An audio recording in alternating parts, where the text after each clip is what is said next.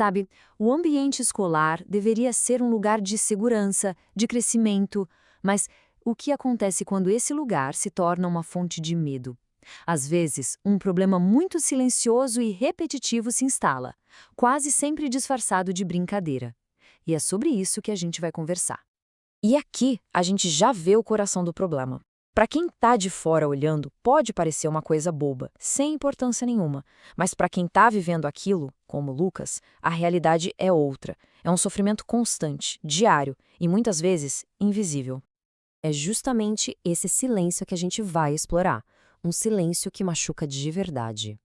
É aqui que aquela desculpa, sabe, é só brincadeira, perde completamente a graça e mostra o seu verdadeiro poder de causar uma dor profunda. É muito importante a gente entender que o bullying não é um fato isolado, um dia ruim. São ações que se repetem dia após dia, de forma silenciosa. E o mais perigoso é isso. Muitas vezes são vistas como brincadeiras inofensivas. Só que o impacto é tudo menos inofensivo. Para a gente entender na prática o tamanho desse impacto, vamos conhecer a história do Lucas, um aluno da Escola Esperança. O caso dele nos ajuda a tirar esse conceito do papel e ver como ele acontece na vida real. Então, esse era o Lucas no começo de tudo. Um aluno quieto, mais na dele, sabe? O tipo de estudante que prefere o fundo da sala e que muitas vezes acaba passando despercebido. Essa quietude, infelizmente, acabou o tornando um alvo. E o que ele passava não era uma coisa só. Era um ataque constante, vindo de vários lados. Zombavam do jeito que ele falava, escondiam o material escolar dele, davam apelidos ofensivos. Eram pequenas crueldades diárias que, quando somadas, criavam uma realidade terrível. E as consequências, claro, vieram em cascata. Não foi de um dia para o outro. Primeiro, as notas começaram a cair. Depois, ele foi se isolando cada vez mais dos colegas. E por fim, o mais triste de tudo, a vontade de ir para a escola simplesmente sumiu. Mas, felizmente, a história do Lucas não termina aí nesse desespero.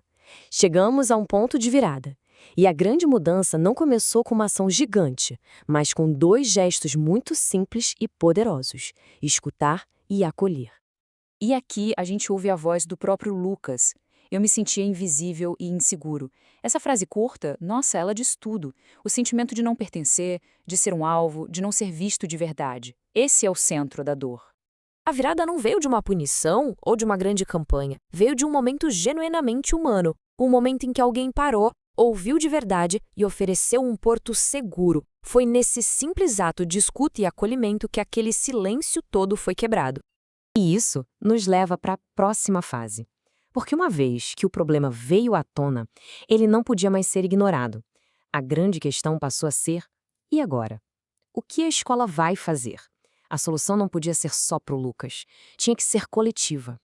E a escola agiu de forma bem estruturada com um plano de 4 passos. O foco não era caçar culpados, mas construir uma solução. Primeiro, dialogar. Depois, convidar todo mundo a refletir.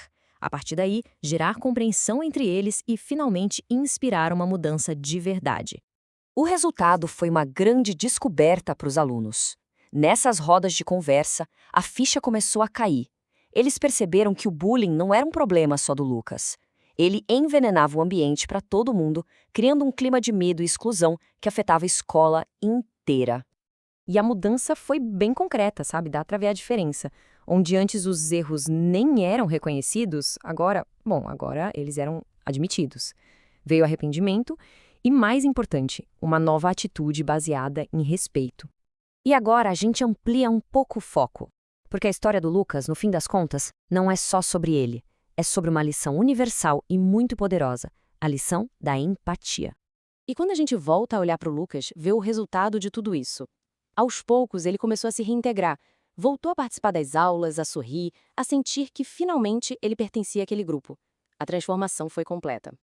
Então, o que fica de tudo isso? A lição de que criar um ambiente melhor é um compromisso de todos, que se baseia em 3 ideias simples: olhar para o outro com mais sensibilidade, entender que todo mundo tem suas próprias dores e garantir que o respeito seja a base de qualquer relação.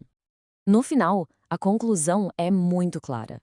Quando a empatia é cultivada de verdade, a escola inteira se transforma.